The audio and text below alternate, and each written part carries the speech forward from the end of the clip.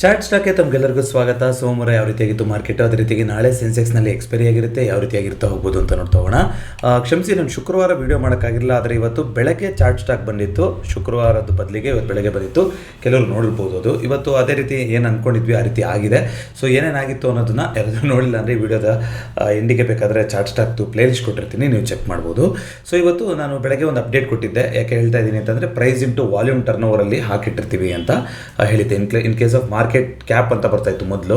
So market cap ಬದಲಿಗೆ ಈಗ price to turnover, price to volume ಅಂದರೆ turnover ಆಧಾರದಲ್ಲಿ ಹೀಟ್ ಮ್ಯಾಪ್ನ ನೋಡೋಣ ಅಂತ. ಸೊ ಅದರಲ್ಲಿ ನೋಡೋದಾದರೆ ಇವತ್ತು ನೋಡೋದಾದರೆ ನಿಮಗೆ ಟ್ರೆಂಟಲ್ಲಿ ಜಾಸ್ತಿ ಟರ್ನ್ ಓವರ್ ಆಗಿದೆ, SBIಯಲ್ಲಿ ಜಾಸ್ತಿ ಟರ್ನ್ ಓವರ್ ಆಗಿದೆ, ಇದೆಲ್ಲ ಆಗಿದೆ. SBI ಟ್ರೆಂಟಲ್ಲಿ ನೋಡಿ 3.29% ಅಪ್ ಬಂದಿರೋದ್ರ ಮೂಲಕ ಟರ್ನ್ ಓವರಲ್ಲೂ ಜಾಸ್ತಿ ಆಗಿದೆ, ಜೊತೆಗೆ ಪ್ರೈಸು ಕೂಡ ಇವತ್ತು ಜಾಸ್ತಿ ಆಗಿದೆ. ಟರ್ನ್ ಓವರ್ ಅಂದರೆ ಪ್ರೈಸು ವಾಲ್ಯೂಮ್ ಎರಡೂ ಕಡೆ ಆಗಿರಬೇಕು. ಅದೇ ರೀತಿಗೆ ಟಾಪ್ ಲೂಸರ್ ಅಂತ ನಾವು ಇವತ್ತು ನೋಡ್ತಾ ಬರೋದಾದರೆ ಕೋಟಕ್ ಬ್ಯಾಂಕು, ಆಕ್ಸಿಸ್ ಬ್ಯಾಂಕಲ್ಲಿ ತಲಾ 2% ಕರೆಕ್ಷನ್ ಬಂದಿದೆ. ಆದರೆ ನಿನ್ನೆಯ ಅಂದರೆ ಶುಕ್ರವಾರದ ಟಾಪ್ ಲೂಸರ್ ಆಗಿದ್ದಂತಹ ಟಾಟಾ ಕನ್ಸ್ಯೂಮರೇ ಇವತ್ತು ಕೂಡ 2.26% ಕರೆಕ್ಷನ್ ಬಂದಿರೋದ್ರ ಮೂಲಕ ನಿಫ್ಟಿ 50ಯ ಟಾಪ್ ಲೂಸರ್ ಆಗಿದೆ. ಅದೇ ರೀತಿಯಾಗಿ ನಿಫ್ಟಿ ನೆಕ್ಸ್ಟ್ 50ನಲ್ಲಿ ನಾವು ನೋಡ್ತಾ ಬರೋದಾದರೆ PSU ಬ್ಯಾಂಕ್ಗಳು ಮತ್ತೆ ಪಾಸಿಟಿವ್ ಆಗಿದ್ವು. ಬ್ಯಾಂಕ್ ಆಫ್ ಬರೋಡಾ 3.09% ಬಂದಿತ್ತು. ಅದೇ ರೀತಿಯಾಗಿ ಪಂಜಾಬ್ ನ್ಯಾಷನಲ್ ಬ್ಯಾಂಕು 3.91% ಅಪ್ ಬಂದಿರೋದ್ರ ಮೂಲಕ ನಿಫ್ಟಿ ನೆಕ್ಸ್ಟ್ 50ಯ ಟಾಪ್ ಗೇನರ್ ಆಗಿತ್ತು. ಅದೇ ರೀತಿಗೆ Lodha group, real estate group 2.67% correction ಬಂದಿರೋದ್ರ ಮೂಲಕ ಇವತ್ತಿನ ನಿಫ್ಟಿ ನೆಕ್ಸ್ಟ್ 50ಯ ಟಾಪ್ ಲೂಸರ್ ಥರ ಕಾಣಿಸ್ತಾ ಇದೆ. ಫಾರ್ಮಾ ಸೆಕ್ಟರ್ದು ನಾನು ಅಪ್ಡೇಟ್ ಕೊಡ್ತೀನಿ ಅಂತ ಹೇಳಿದ್ದೆ, ಕ್ಷಮಿಸಿ ನಾನು ಅದನ್ನ ಫಾಲೋ ಅಪ್ ಮಾಡೋಕ್ಕಾಗಲೇ ಇಲ್ಲ. ಒಂದಿಷ್ಟು ಆಕ್ವಿಸಿಷನ್ ಆಗ್ತಾಯಿದೆ, ಅದ್ರ ಬಗ್ಗೆ ನಾನು ನೋಟ್ ಮಾಡಿಕೊಂಡು ನಾಳೆ ಅದನ್ನ ನಾನು ಖಂಡಿತ ಆಗಲೂ ಕವರ್ ಮಾಡ್ತೀನಿ ಫಾರ್ಮಾ ಸೆಕ್ಟರ್ದು. ಸೊ ನಿಫ್ಟಿನಲ್ಲಿ ಯಾವ ರೀತಿಯಾಗಿತ್ತು ಅಂತ ನೋಡ್ತಾ ಬರೋದಾದ್ರೆ ಇವತ್ತು ಏನು ಮಾತಾಡಿದ್ವಿ, ಅಕಸ್ಮಾತ್ ಒಂದು ಗ್ಯಾಪ್ ಅಪ್ ಓಪನಿಂಗ್ ಆಯಿತು 25,700 750 ಈ ಟೆರಿಟಲ್ ಏನಾದ್ರು ಓಪನ್ ಆಯಿತು ಅಂತಂದರೆ ಇಮಿಡಿಯೇಟ್ ಸಿ ಕಡೆಗೆ ಹೋಗಿಬಿಡಿ, ಒಂದು ಸೆಲ್ಲಿಂಗ್, ಒಂದು ಕೂಲ್ ಆಫ್ ಬರುವಂಥ ಸಾಧ್ಯತೆ ಇದೆ ಅಂತ ಮಾತಾಡಿದ್ವಿ. ವಿತ್ ರೆಫರೆನ್ಸ್ ಇವತ್ತು ಬೆಳಗ್ಗೆ ವೀಡಿಯೋದಲ್ಲಿ ಅದನ್ನು ಕ್ಲೀನಾಗಿ ಮಾತಾಡಿದ್ವಿ ಯಾಕೆ ಏನು ಅಂತ. ಅದೇ ರೀತಿ ಆಗಿದೆ ನಿಮಗೆ ಇಲ್ಲಿ ಒಂದು ಕರೆಕ್ಷನ್ ಅಂತ ಬರ್ತಾ ಇತ್ತು. ಸ್ಟಾರ್ಟಿಂಗಲ್ಲೇ 3 ಕ್ಯಾಂಡ್ಲ್ಗಳು 15 ಮಿನಿಟ್ಸಲ್ಲಿ ಇದು 3 ರೆಡ್ ಕ್ಯಾಂಡ್ಲ್ ಬಂತು ಅಂತಂದರೆ ಇದಕ್ಕೆ ನಾವು 3 ಬ್ಲ್ಯಾಕ್ ಕ್ರೋಸ್, 3 ಕಪ್ಪು ಕಾಗೆಗಳು ಅಂತ ಕರಿತಾ ಹೋಗ್ತಾರೆ. ಅದೇ ರೀತಿಯಾಗಿ ನಿಮಗೆ 3 ಗ್ರೀನ್ ಕ್ಯಾಂಡ್ಲ್ ಬಂತು ಅಂದರೆ ಅದನ್ನ 3 ವೈಟ್ ಸೋಲ್ಜರ್ಸ್ ಅಂತ ಕರೀತಾರೆ ಕ್ಯಾಂಡಲ್ ಸ್ಟಿಕ್ ಪ್ಯಾಟರ್ನ್ಗಳಲ್ಲಿ. ಸೊ ಹಾಗಾಗಿ 3 ರೆಡ್ ಕ್ಯಾಂಡ್ಲ್ ಬಂದಿದ್ದಂಥದ್ದು ಅದು ಸ್ವಲ್ಪ ನೆಗೆಟಿವಿಟಿಯನ್ನು ತೋರಿಸ್ತಾ ಹೋಗುತ್ತೆ, ಅಂದರೆ ದಿನ ಸ್ವಲ್ಪ ಸ್ಲಗ್ಗಿಶ್ ಆಗಿದೆ, ಕೆಳಗಡೆ ಇರೋ ಥರ ಇದೆ ಅಂತ ತೋರಿಸ್ತಾ ಹೋಗುತ್ತೆ. ಅದೇ ರೀತಿ ಆಯಿತು ಕೂಡ ಅಟೆಂಪ್ಟ್ ಆದರೂ ಕೂಡ ಸೆಕೆಂಡ್ ಹಾಫಲ್ಲಿ ಮತ್ತೆ ಒಂದು ಸೆಲ್ಲಿಂಗ್ಗೆ ಬರಲಿಕ್ಕೆ ಕಾಣಿಸ್ತಲ್ವಾ. ಸೊ ಈ ರೀತಿಯಾಗಿ ಇವತ್ತು ಎಂಡ್ ಆಗಿದೆ. 25,480 ಈ ಝೋನಲ್ಲಿ ಮಲ್ಟಿಪಲ್ ಟೈಮ್ ಸಪೋರ್ಟ್ ತೊಗೊಂಡು ಅಲ್ಲಿ ಕ್ಲೋಸ್ ಆದಂಗೆ ಕಾಣಿಸ್ತಾ ಇದೆ. ಈಗ ಕರೆಕ್ಷನ್ ಕಂಟಿನ್ಯೂಷನ್ ಆಗಬೇಕು ಅಂತಂದರೆ ನಿಫ್ಟಿಗೆ ನೆಕ್ಸ್ಟ್ ಸಪೋರ್ಟ್ ಲೆವೆಲ್ಗಡೆ ಎಲ್ಲಿದೆ ಅಂದರೆ ನೋಡಿ 25,500ರಲ್ಲಿ ಸಪೋರ್ಟ್ ಇರೋದಂತೂ ಕ್ಲೀನಾಗಿ ಕಾಣಿಸ್ತಾ ಇದೆ. ನಿಮಿಷ ಯಾಕೋ ಪೆನ್ ಓಪನ್ ಆಗ್ತಾ ಇಲ್ಲ. ಸೊ 25,500ರಲ್ಲಿ ಸಪೋರ್ಟ್ ಇರೋದು ಕಾಣಿಸ್ತಾ ಇದೆ, ಯಾಕೆಂದರೆ ಒಂದು ಮಾರಬಜು ಕ್ಯಾಂಡ್ಲ್ ಕೂಡ ಆಗಿತ್ತು. ಸೊ ಆ ಮಾರಬಜು ಕ್ಯಾಂಡ್ಲ್ ಹತ್ರ ನಮಗೆ ಒಂದು ಯಾವಾಗಲೂ ಸಪೋರ್ಟ್ ಇದ್ದೇ ಇರುತ್ತೆ, ಅದರ ಹೈಯಲ್ಲಾಗಲಿ ಅಥವಾ ಅದರ ಲೋ ಅಲ್ಲಾಗಲಿ. ಅದೇ ರೀತಿ ಆಗಿದೆ. ಅದಾದರೆ ಇವಾಗ so next support, major support ಅಂತ ಇರುವಂಥದ್ದು ನಿಫ್ಟಿನಲ್ಲಿ 25,200. ಆದರೆ ಈ ಒಳಗಡೆ ಕ್ಯಾಂಡಲಲ್ಲಿ ಒಂದು ಇಂಟಲ್ ಕ್ಯಾಂಡಲ್ ಉಳಿದ್ರೂ ಕೂಡ ಆಶ್ಚರ್ಯ ಇಲ್ಲ. ಸೊ 25,400 500 ಇಲ್ಲೆಲ್ಲ ಕೂಡ ಅದೊಂದು ಸಪೋರ್ಟ್ ಥರ ಆ್ಯಕ್ಟ್ ಆಗ್ತಾ ಹೋಗಬೇಕು. ನೋಡೋಣ ಯಾವ ರೀತಿ ಆಗ್ತಾ ಹೋಗುತ್ತೆ ಅಂತ. ಅದೇ ರೀತಿಯಾಗಿ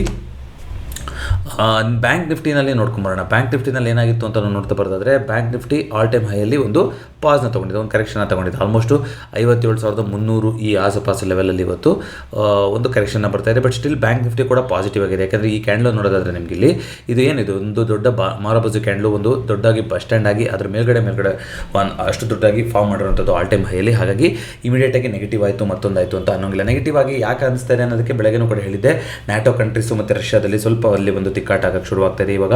ಮತ್ತು ಇರಾನ್ US ಮೇಲೆ ಒಂದಿಷ್ಟೇನೋ ಇದನ್ನೆಲ್ಲ ಹೊರಡಿಸಿದ್ದಾರೆ ಅಂತ ಆದೇಶ ಬರ್ತಾ ಇದೆ, ಫತ್ವಾ ಹೊರಡಿಸಿದ್ದಾರೆ ಅಂತೆಲ್ಲ ನೋಡಿ, ಅದೆಲ್ಲ ಬರ್ತಾ ಇರುತ್ತೆ ನ್ಯೂಸು. ಮಾರ್ಕೆಟ್ ಒಂದೇ ನ್ಯೂಸಿಗೆ ರಿಯಾಕ್ಟ್ ಮಾಡೋಕ್ಕೆ ಹೋಗೋದಿಲ್ಲ ಅನ್ಲೆಸ್ ನಮಗೆ ಯಾವುದು ಇಂಡಿಕೇಷನು. ವಿಕ್ಸು ಮತ್ತು ಕ್ರೂಡು ನಿನ್ನೆ ಕೂಡ ಮಾತಾಡಿದ್ವಿ ಇವತ್ತು ಬೆಳಗ್ಗೆ. ಸೊ ವಿಕ್ಸು ವಾಪಸ್ ಇಲ್ಲಿ 14 ಆ ಥರ ಎಲ್ಲ ಹೋಯಿತು ಅಂತಂದರೆ ಆಗ ಖಂಡಿತ ಮಾರ್ಕೆಟು ನೆಗೆಟಿವ್ ಆಗ್ತಿದೆ ಅಂತ ಯೋಚನೆ ಮಾಡಬೇಕು. ಅಲ್ಲಿ ತನಕ ಮಾರ್ಕೆಟ್ ನೆಗೆಟಿವ್ ಆಗಿದೆ ಅಂತ ಯೋಚನೆ ಮಾಡೋದು ಬೇಡ. ಜೊತೆಗೆ ಇನ್ನೂ ಒಂದು ಬೆಸ್ಟ್ ಇಂಡಿಕೇಷನ್ ಈಗಿನ ಸಿಚುವೇಷನಲ್ಲಿ ಮಾರ್ಕೆಟಲ್ಲಿ ಏನೋ ಸರಿ ಇಲ್ಲ ಅಂತಂದರೆ ಏನಾಗುತ್ತೆ, ಅದು ಕ್ರೂಡಲ್ಲಿ ಒಂದು ಜಂಪ್ ಆಗ್ತಾ ಹೋಗುತ್ತೆ. ಕ್ರೂಡ್ ಏನಾದ್ರು ತಿರ್ಗಿ 5,700 5,800 ಈ ಕಡೆ ಆಗಿ 6,000 ಕಡೆ ಜಂಪ್ ಆಗೋಕ್ಕೆ ಶುರುವಾಯಿತು ಅಂತಂದರೆ ಆಗ ಮಾರ್ಕೆಟು ನೆಗೆಟಿವ್ ಆಗಿದೆ ಅಂತ ಯೋಚನೆ ಮಾಡ್ತಾ ಹೋಗೋದು. ಬಟ್ ಸಪೋರ್ಟ್ ತೊಗೊಂಡಿದೆ ಕ್ರೂಡು ನೋಡಿ 5,600ರಲ್ಲಿ. ಇದನ್ನು ಬಿಟ್ಟು ಕೆಳಗಡೆ ಹೋಗೋಂಥ ಸಾಧ್ಯತೆ ಕಮ್ಮಿ ಇದೆ ಅಂತ ನಿಮ್ಗೆ ಹೇಳ್ತಾ ಇದ್ದೀನಿ. ಆಲ್ರೆಡಿ ಈಗ ಒಂದು ವೀಕಿಂದ ಇದೇ ಲೆವೆಲಲ್ಲಿ ನಿಂತಿರೋ, ಒಂದು ವಾರ ಆಗೋಯ್ತು ಇಲ್ಲಿ. ಸೊ ಇದನ್ನ ಬ್ರೇಕ್ಔಟ್ ಕೊಟ್ಟರೆ ಎಲ್ಲಿಗೆ ಹೋಗುತ್ತೆ, ಈ ಒಂದು ಗ್ಯಾಪ್ನ ಫಿಲ್ ಮಾಡೋಕ್ಕೆ ಹೋಗುತ್ತೆ 6,000 ಲೆವೆಲ್ ತನಕ. ನೋಡೋಣ ಅದಾಗುತ್ತಾ ಅಂತ. ಇಂಡಿಯಾ ವಿಕ್ಸು ಕೂಡ ಸ್ವಲ್ಪ ಇವತ್ತು ಕಾಶಿಯಸ್ ಆಗಿತ್ತು. ಒಂದು 1% ಒಂದು ಮೂಮೆಂಟಲ್ಲಿ 5% ಅಪ್ ಮೂಮೆಂಟ್ ಆಗಿತ್ತು ಇಂಡಿಯಾ ವಿಕ್ಸು. ಸೊ ಇದನ್ನು ಹೊರತುಪಡಿಸಿ ನ್ಯೂಸ್ ಅಂತ ನಾವು ನೋಡ್ತಾ ಬರೋದಾದರೆ ನಯಾರಾ ಎನರ್ಜೀಸ್ ಅಂತ ಒಂದಿಷ್ಟು ಪೆಟ್ರೋಲ್ ಬಂಕ್ಗಳನ್ನು ನೋಡಿರ್ತಾರೆ ನೀವು. ಅದನ್ನು ಈಗ ರಿಲಯನ್ಸ್ ಗ್ರೂಪ್ ಅಂದರೆ ಅಂಬಾನಿ ಗ್ರೂಪು ಅಕ್ವೈರ್ ಮಾಡ್ಕೊತಾರೆ ಅಂತ ಸುದ್ದಿ ಬಂದಿದೆ. ಸೊ ಆ ಥರ ಆಯಿತು ಅಂತಂದರೆ ಅದೊಂದು 28% ಸ್ಟೇಕು ಫಾರಿನ್ ಎಂಟಿಟಿ ಅವ್ರ ಹತ್ರ ಇದೆ. ಈಗಿನ ಹೊಸ ರೂಲ್ಸ್ ರೆಗ್ಯುಲೇಷನ್ ಪ್ರಕಾರ ಅವರಷ್ಟು ಎಂಟಿಟಿನ ಹೊಂದೋಗಿಲ್ಲ. ಸೊ ಇಲ್ಲಿ ಅದನ್ನ ಅಕ್ವೈರ್ ಮಾಡ್ಕೊಳೋದು ಯಾವುದು ದೊಡ್ಡ ರಿಫೈನರಿ ಗ್ರೂಪ್ ಅಂದರೆ ಅದು ರಿಲಯನ್ಸ್ ಏನಾದ್ರು ಇನ್ ಕೇಸ್ ನಯಾರಾನ ಅಕ್ವೈರ್ ಮಾಡ್ಕೊಂಡ್ರು ಅಂದರೆ ಓವರಾಲ್ ಸುಮಾರು ಬಂಕ್ಸ್ಗಳಿದೆ ಅವ್ರದ್ದು ಕೂಡ all over India. So number 1 oil refinery ಆಗೋಗುತ್ತೆ. ಅಂದರೆ IOC ಇಂಡಿಯನ್ ಆಯಿಲ್ ಕಾರ್ಪೊರೇಷನ್ ಏನಿದೆ ಅದೇ ದೊಡ್ಡದಿರೋದು ಇವಾಗ ಎಲ್ಲದಕ್ಕಿಂತ ಆಯಿಲ್ ರಿಫೈನರಿನಲ್ಲಿ. ಅದನ್ನು ಕೂಡ ಬೀಟ್ ಮಾಡಿ ರಿಲಯನ್ಸು ಮೇಲ್ಗಡೆ ಹೋಗುವಂಥ ಸಾಧ್ಯತೆ ಇದೆ ಇನ್ ಕೇಸ್ ನಯಾರಾನ ಅವ್ರು ಅಕ್ವೈರ್ ಮಾಡ್ಕೊಳೋದು ಎಲ್ಲ ಕನ್ಫರ್ಮ್ ಆಯಿತು ಅಂತಂದರೆ. ಅದೇ ರೀತಿಯಾಗಿ ಈ ಫ್ಲೈಟಲ್ಲಿ ಓಡಾಡೋಕ್ಕೆ ಇದೆಲ್ಲ ಇದ್ದಾಗ ನಿಮಗೆ ಡಿಜಿ ಯಾತ್ರಾ ಅಂತ ಒಂದು ಬರುತ್ತೆ. ಅಂದರೆ ಅದಕ್ಕೆ ಸಪ್ರೇಟ್ ಕ್ಯೂ ಇರುತ್ತೆ. ನಿಮಗೆ ತುಂಬ ಒಂದು ದೊಡ್ಡ ಕ್ಯೂ ಅಲ್ಲಿ ನಿಲ್ಲಂಗಿಲ್ಲ. ಎಲ್ಲ ಫೇಸ್ ರೆಕಗ್ನಿಷನಲ್ಲಿ ಆಗ್ತಾ ಹೋಗುತ್ತೆ. ಎಲ್ಲ ಕಡೆ ಡಾಕ್ಯುಮೆಂಟ್ಸ್ ಕ್ಯಾರಿ ಮಾಡಬೇಕಾಗಿಲ್ಲ, ಏನೂ ಇಲ್ಲ. ಬೋರ್ಡಿಂಗ್ ಪಾಸ್ ಪ್ರಿಂಟ್ಔಟ್ ಏನೂ ಇಲ್ಲ. ಅದನ್ನ 2030 80% ಜನ ಡಿಜಿ ಯಾತ್ರಾದಲ್ಲೇ ಮೂವ್ಮೆಂಟ್ ಆಗಬೇಕು ಅಂತ ಅನ್ಕೊತಾ ಇದ್ದಾರೆ. ಸುಮಾರು ಜನ ಇದ್ರೂ ಕೂಡ ಅದು ಮಾಡಿರಲ್ಲ. ಬೋರ್ಡಿಂಗ್ ಪಾಸ್ ಪ್ರಿಂಟ್ಔಟ್ ತೊಗೊಂಡು ಈ ರೀತಿಯಾಗಿ ಹೋಗ್ತಾ ಇರ್ತಾರೆ ಫ್ಲೈಟ್ಗಳಲ್ಲಿ. ಬಟ್ ತುಂಬ ಸುಲಭ ಅದು ಡಿಜಿ ಯಾತ್ರಾ ಆ್ಯಪ್ ಇದ್ದರೆ. ಕೆಲವೊಂದು ರಿಸ್ಟ್ರಿಕ್ಟೆಡ್ ಏರ್ಪೋರ್ಟ್ಗಳಿರುತ್ತೆ, ಸಣ್ಣ ಏರ್ಪೋರ್ಟ್ ಇರುತ್ತೆ, ಅಲ್ಲಿ ವರ್ಕ್ ಆಗಲ್ಲ. ಆದರೆ ಮೇನ್ ಯಾವುದು ಮೆಟ್ರೋ ಸಿಟೀಸು ಏರ್ಪೋರ್ಟಲ್ಲಿ ಯಾರು ಟ್ರಾವೆಲ್ ಮಾಡ್ತಾ ಇದ್ದೀರಾ ಅಂದರೆ ಖಂಡಿತ ಡಿಜಿ ಯಾತ್ರಾ ತುಂಬ ಒಂದು ಯೂಸ್ಫುಲ್ ಟೂಲ್ ಅದು. ಅದನ್ನು ಹೊರತುಪಡಿಸಿ ಅಂತ ನಾವು ನೋಡ್ತಾ ಬರೋದಾದರೆ ನ್ಯೂಸ್ ವಿಚಾರದಲ್ಲಿ ಫಾರ್ಮದು ನಾನು ಹೇಳ್ತೀನಿ. ಅದೇ ರೀತಿಯಾಗಿ ಇದು ಒಂದು ಆಕ್ವಿಸಿಷನ್ ಬಗ್ಗೆ ಸುದ್ದಿ ಬಂದಿತ್ತು.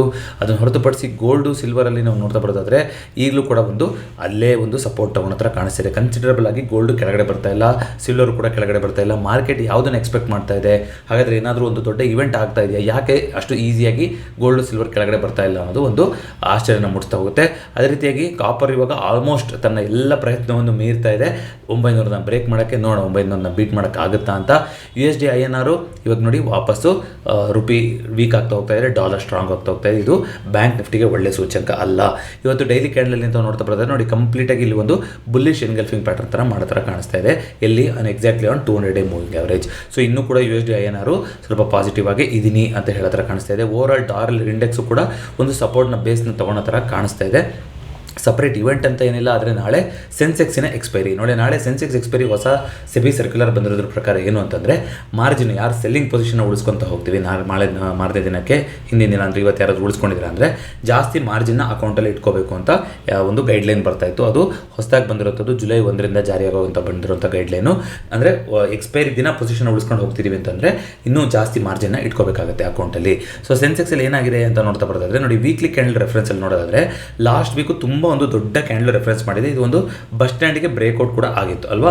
ಸೊ ಈ ವೀಕು ಮೋಸ್ಟ್ ಪ್ರಾಬಬ್ಲಿ ಇಷ್ಟು ದೊಡ್ಡ ವೀಕ್ ಆಗಿದ್ದರಿಂದ ಲಾಸ್ಟ್ ವೀಕು 82,000ದಿಂದ 84,000 2,000 ಪಾಯಿಂಟ್ಗಳ ಮೂಮೆಂಟು ಒಂದೇ ವಾರದಲ್ಲಿ ಆಗಿರೋದ್ರಿಂದ ಈ ವೀಕಿನ ಎಕ್ಸ್ಪೈರಿ ಮೋಸ್ಟ್ ಪ್ರಾಬಬ್ಲಿ ಇದು ಒಂದು ಇಂಟರ್ನಲ್ ಕ್ಯಾಂಡಲ್ ಎಕ್ಸ್ಪೈರಿನೇ ಆಗುತ್ತೆ.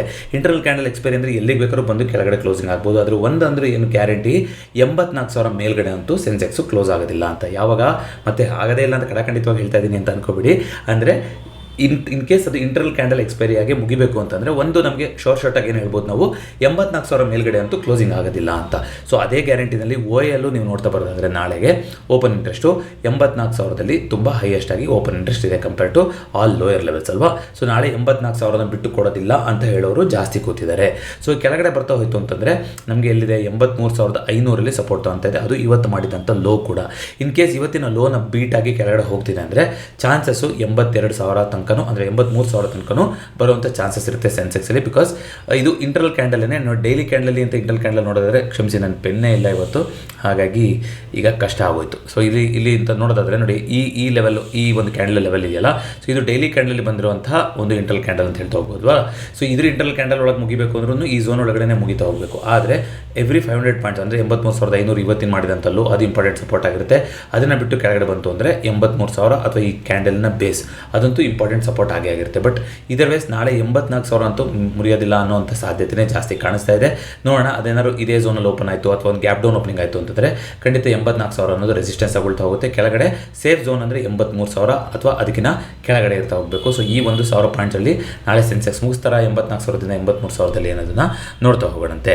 ಅದನ್ನು ಹೊರತುಪಡಿಸಿ ಅಂತ ನಾವು ನೋಡ್ತಾ ಬರೋದಾದರೆ ಬೇರೆ ಯಾವುದು ನ್ಯೂಸ್ಗಳು ಅಷ್ಟೊಂದು ಕಾಣಿಸ್ತಾ ಇಲ್ಲ. ಯಾವುದು ಗ್ಲೋಬಲ್ ಇವೆಂಟು ಕೂಡ ಇಲ್ಲ, ಅದನ್ನ ಕವರ್ ಮಾಡಿದ್ದೀನಿ. FIDA ಡೇಟಾ ಇವತ್ತಿಂದ ಇನ್ನೂ ಬಂದಿಲ್ಲ. ಸೊ ಗೊತ್ತಿಲ್ಲ ಇವತ್ತು FIಗಳು ಇವತ್ತು ಕೂಡ ಬೈ ಮಾಡಿದರೆ ಏನು ಕತೆ ಅಂತ ಮಿಕ್ಸ್ ಸೆಂಟಿಮೆಂಟ್ ಅಂತೂ ಖಂಡಿತವಾಗ್ಲೂ ಇತ್ತು. ಇವತ್ತು ಬೇರೆ ಒಂದು ಮಿಡ್ ಕ್ಯಾಪ್ ನಿಫ್ಟಿನಲ್ಲಿ ನೆನ್ನೆ ಮಾತಾಡಿದ್ರಿಂದ ಹೇಳ್ತಾ ಇದ್ದೀನಿ ನೋಡಿ, ಮಿಡ್ ಕ್ಯಾಪ್ ನಿಫ್ಟಿನಲ್ಲಿ ಒಂದು ಇನ್ವರ್ಟೆಡ್ ಹ್ಯಾಮರ್ ಪ್ಯಾಟರ್ನ್ ಮಾಡಿದೆ ಅಂತ ಹೇಳಿದ್ವಿ ಅಲ್ವಾ. ಸೊ ಒಂದು inverted hammer pattern shooting star ಅಂತಲೂ ಕರಿತಾ ಹೋಗ್ಬೋದು. ಎಕ್ಸಾಕ್ಟಾಗಿ ಕೆಳಗಡೆ ಬಂದಿಲ್ಲ, ಬಟ್ ಸ್ಟಿಲ್ ಸೊ ನೀವು ನೋಡಿದ್ರೆ ಇವತ್ತೊಂದು ಇಂಟರ್ನಲ್ ಕ್ಯಾಂಡಲ್ ಆಗಿ ಮಾಡಿದೆ, ಅಂದರೆ ಆ ಲೆವೆಲಿಂದ ಇಮಿಡಿಯೇಟ್ ಆಗಿ ಸಪೋರ್ಟ್ ಬಿಲ್ಡಪ್ ಆಗಿರೋದು ಕಾಣಿಸ್ತಾ ಇದೆ. ಸೊ ಈ ಥರ 2 ಕ್ಯಾಂಡಲ್ ಮಾಡಿದ್ರೆ ಇನ್ನೂ ದೊಡ್ಡದಾಗಿ ಮಾಡಿದರೆ ವೆಲ್ ಆ್ಯಂಡ್ ಗುಡ್ ಆಗಿತ್ತು, ಬಟ್ ಸ್ಟಿಲ್ ಓಕೆ. 13,500ರಿಂದ 13,300 ಇವಾಗ ಒಂದು ಕನ್ಫ್ಯೂಷನ್ ಆಗಿರೋದು ಮಿಡ್ ಕ್ಯಾಪ್ ನಿಫ್ಟಿನಲ್ಲಿ ಕಾಣಿಸ್ತಾ ಇದೆ. ನೋಡೋಣ ಈ ಕನ್ಫ್ಯೂಷನ್ ನಾಳೆಗೂ ಕಂಟಿನ್ಯೂ ಆಗೋದಾದರೆ ಇಂಟರ್ನಲ್ ಕ್ಯಾಂಡಲ್ ಆಗಿ ಉಳಿತಾ ಹೋಗಬೇಕು, ಇಲ್ಲ ಯಾರಾದರೂ ಒಬ್ಬರು ಸಕ್ಸಸ್ಫುಲ್ ಆದರೂ ಅಂದರೆ ಆ ಕಡೆಗೆ ಹೇಳ್ಕೊಂಡು ಹೋಗುವಂಥ ಸಾಧ್ಯತೆ ಇರುತ್ತೆ. Mid cap Nifty all time ಹೈಯಲ್ಲಿದೆ, ಅದನ್ನು ನಾವು ಮರಿತಾ ಹೋಗಬಾರ್ದು.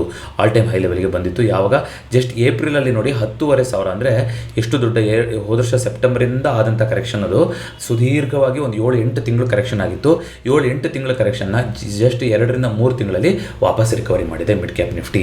ಸೊ ಇದು ಲಾಂಗ್ ಟರ್ಮ್ ಇಂಡಿಯಾದ ಹಿಸ್ಟ್ರಿ ಯಾವ ರೀತಿಯಾಗಿರಬೇಕು, ಯಾವ ರೀತಿಯಾಗಿ ನಾವು ರಿಮೈನ್ ಇನ್ವೆಸ್ಟೆಡ್ ಆಗಿರಬೇಕು ಅನ್ನೋದನ್ನು ತೋರಿಸ್ತಾ ಇದೆ ಸ್ಮಾಲ್ ಕ್ಯಾಪ್ ಮಿಡ್ ಕ್ಯಾಪ್ಗಳಲ್ಲಿ ಕೂಡ. ಸೊ ಇದಿಷ್ಟು ಇವತ್ತಿನ ಚಾರ್ಟ್ ಸ್ಟಾಕ್ ಆಗಿತ್ತು. ವಿಡಿಯೋ ಇಷ್ಟ ಆಗಿದೆ ದಯವಿಟ್ಟು ವಿಡಿಯೋನ ಲೈಕ್ ಮಾಡಿ ಹಾಗೂ ಚಾನಲ್ಗೆ ಸಬ್ಸ್ಕ್ರೈಬ್ ಮಾಡಿ. 2025ರ ನಮ್ಮ ಚಾನಲ್ ಮಿಷನ್ ನಿಮಗೆಲ್ಲರಿಗೂ ಗೊತ್ತಿದೆ, ಪ್ರತಿಯೊಬ್ಬರು ಒಂದು ಎಮರ್ಜೆನ್ಸಿ ಫಂಡನ್ನು ಬಿಲ್ಡ್ ಮಾಡಬೇಕು. ಅದಕ್ಕೋಸ್ಕರ ಒಂದು ಡೆಡಿಕೇಟೆಡ್ ವಿಡಿಯೋ ಮಾಡಿದ್ದೆ, ಪ್ರತಿ ವಿಡಿಯೋದ ಡಿಸ್ಕ್ರಿಪ್ಷನಲ್ಲಿ ಅದನ್ನ ಕೊಟ್ಟಿರ್ತೀನಿ.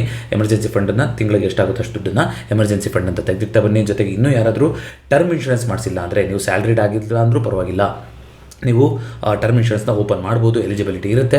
ಅದಕ್ಕೆ ಇಂಟ್ರೆಸ್ಟ್ ಇದೆ ಅಂತಂದರೆ ಬಜಾಜ್ ಅವ್ರದ್ದು ಇನ್ಶೂರೆನ್ಸ್ ಫಾರ್ಮ್ನ ಕೊಟ್ಟಿರ್ತೀನಿ ಪಿನ್ ಕಮೆಂಟಲ್ಲಿ, ಅದನ್ನ ಫಿಲ್ಅಪ್ ಮಾಡಿದ್ರೆ ಬಜಾಜ್ ಸಿಬ್ಬಂದಿ ನಿಮ್ಮನ್ನು ಕಾಂಟ್ಯಾಕ್ಟ್ ಮಾಡ್ತಾರೆ, ಸೂಕ್ತವಾದ ಟರ್ಮ್ ಇನ್ಶೂರೆನ್ಸ್ನ ತೊಗೊಳಕ್ಕೆ ಹೆಲ್ಪ್ ಮಾಡ್ತಾ ಹೋಗ್ತಾರೆ. ಜೊತೆಗೆ ಆಲ್ರೆಡಿ ಯಾರಾದರೂ ಟರ್ಮ್ ಇನ್ಶೂರೆನ್ಸ್ನ ತೊಗೊಂಡಿದ್ದೀರಾ ಬಜಾಜ್ ಥ್ರೂ ನಮ್ಮ ಅಫಿಲಿಯೇಷನಲ್ಲಿ ಅಂದರೆ ನಿಮ್ಮ ಪ್ರಾಸೆಸ್ ಹೇಗಿತ್ತು ಅಂತ ಕಮೆಂಟ್ ಮಾಡಿ ತಿಳಿಸಿದ್ರೆ ಅದು ಕೂಡ ಬೇರೆಯವರಿಗೆ ಸಹಾಯ ಆಗ್ತಾ ಹೋಗುತ್ತೆ, ನಮಗೂ ಕೂಡ ಫೀಡ್ಬ್ಯಾಕು ಕೂಡ ಸಿಗ್ತಾ ಹೋಗುತ್ತೆ.